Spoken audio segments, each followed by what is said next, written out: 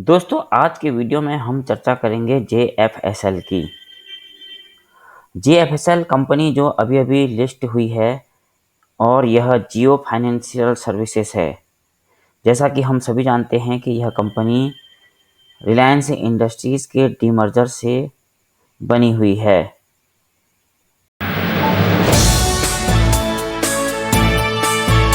लगातार तीसरे दिन भी इस कंपनी के शेयर में लोअर सर्किट लगा है।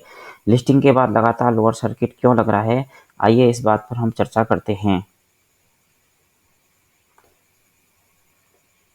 ऐसी म्यूचुअल फंड कंपनियां जो निफ्टी और सेंसेक्स को पूरी तरह से ट्रैक करती हैं और जिन्होंने के पास रिलायंस इंडस्ट्रीज़ के शेयर रहे होंगे, लिस्टिंग के बाद उनके पास जियो फाइनेंशियल सर्विसेज के शेयर भी मिल गए होंगे। ऐसी कंपनियां अब जियो फाइनेंशियल सर्विसेज लिमिटेड के शेयर को पूरी तरह से बेच रहे हैं।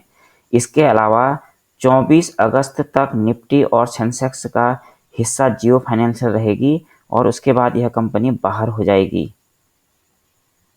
इसलिए ऐसे म्यूचुअल फंड इंडस्ट्रीज को जियो फाइनेंशियल सर्विसेज के शेयर बेचने पड़ेंगे। निफ्टी से बाहर जाने के कारण करीब 90 मिलियन शेयर्स की बिकवाली होगी और सेंसेक्स से बाहर जाने के कारण करीब 55 मिलियन शेयर्स की बिकवाली होगी। इसके अलावा रिलायंस इंडस्ट्रीज का GDR लंदन में लिस्टेड है, वहाँ भी GDR होल्डर्स को JFSL के शेयर मिले होंगे। एक अनुमान के मुताबिक ये इन शेयरों की संख्या 17 करोड़ है। यदि ये लोग इन शेयर्स को बेचते हैं तो करीब 17 करोड़ शेयरों की और बिकवाली हो जाएगी। इसके अलावा 10 दिन के अंदर तक इस शेयर में T+2 सेगमेंट में ट्रेडिंग हो रही है, यानी कि इंट्राडे ट्रेडिंग नहीं हो रही है।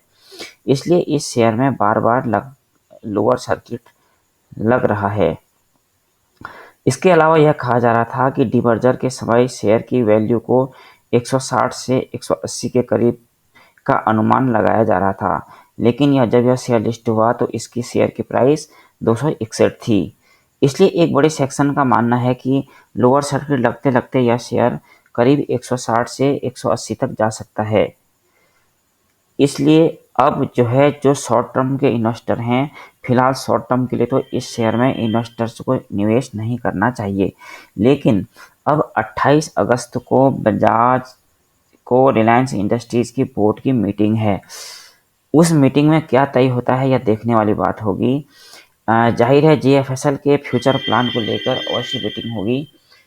इस शेयर के सामने बजाज फिनसर्व या फाइनेंस जैसी बड़ी NBFC बनने का चैलेंज है। यदि कंपनी इस तरह का कोई विजन रखती है, आगे का क्या विजन रखती है जिससे कि यह कंपनी बजाज फाइनेंस को टक्कर दे सके, तभी 28 अगस्त की बोर्ड की मीटिंग में यह क्लियर होगा। उसके बाद लॉन्ग टर्म के निवेशकों को इस शेयर में निवेश की रणनीति बनानी चाहिए।